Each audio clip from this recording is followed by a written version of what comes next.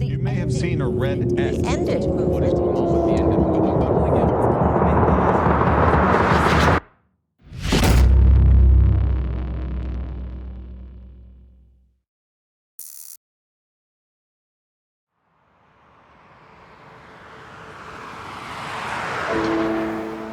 I feel like I had just escaped death.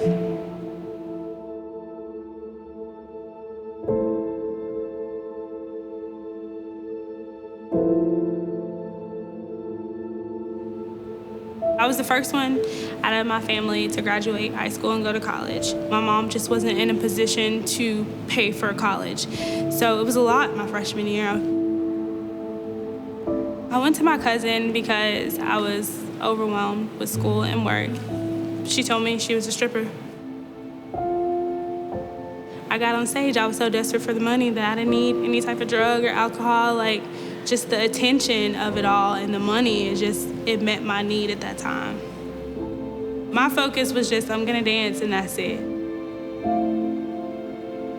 I was talking to some of the girls, some of the other dancers. They was like, well, you can make a lot more money out in Miami.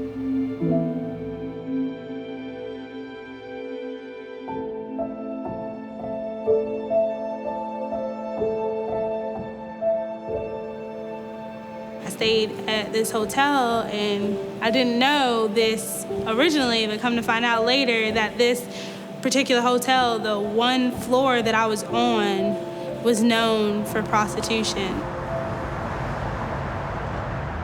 I got to my room and went in and I heard a knock at the door. There was two guys at the door. They told me to come with them. Basically, I was scared and I complied. I thought that they would harm me if I didn't. The last thing I remember is the doors opening and me leaving the hotel, and I kind of just checked out. I don't even remember it. I woke up the next day and I was in this basement at somebody's house with two other girls. I had no clue where I was. You meet these men and some women who are just so sick and so lost that they're perverted. And they're waiting for a moment to where they can use you for their gain.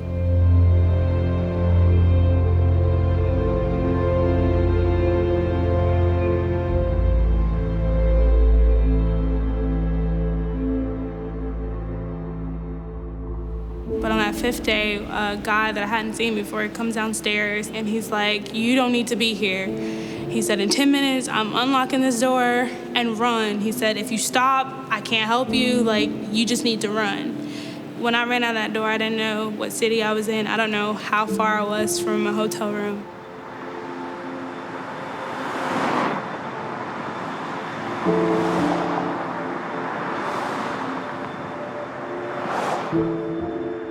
I called my friend and he told me, I think it's time that you call this number. And I called the number and I guess it was like a crisis hotline number. I talked to this lady that I didn't know, but just hearing her voice just calmed me down, I was able to get back to the hotel, and when I got back to my room, my purse and stuff wasn't there. My clothes were still there, but I had no ID.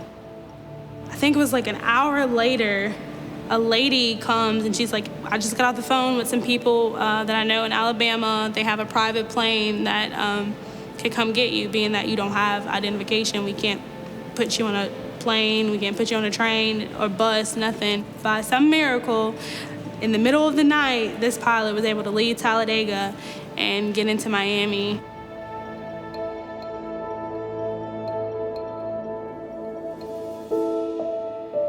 I went through a lot of tough inner healing, a lot of counseling, and it was really hard because here they are, you're going through all this counseling and inner healing, and you have to relive every single thing that you just went through. Just really digging deep within myself, and even though it was hard, I'm really glad I did it. After I graduated the program, I transitioned, and I started working, and it was awesome. And my first job after leaving the program, I met Nate, and we dated for a while. And we got married. We've been married now for a year, and I'm in love with an amazing person. Our relationship is so strong simply because he sees all my weaknesses and he knows what I've been through and he still loves me the same. After going through everything, I was able just to see God's hand and just the different people that helped in my rescue and that helped in my story that I didn't realize how it all came to play. Like, the plane was actually donated to this organization a week before my rescue. I was actually able to meet the woman who I was talking to on the phone throughout my rescue. She actually was a victim as well and actually started a crisis line that women can call when they were in trouble and needed help. It is so hard to talk about it, but I don't tell it from a place of brokenness because I'm not that girl anymore. And it's because of great people who sacrificed a lot of their lives to make sure that I was okay. I know a lot of students have given money and time and just raised a lot of awareness and helped these organizations that helped me. And I just want to say thank you.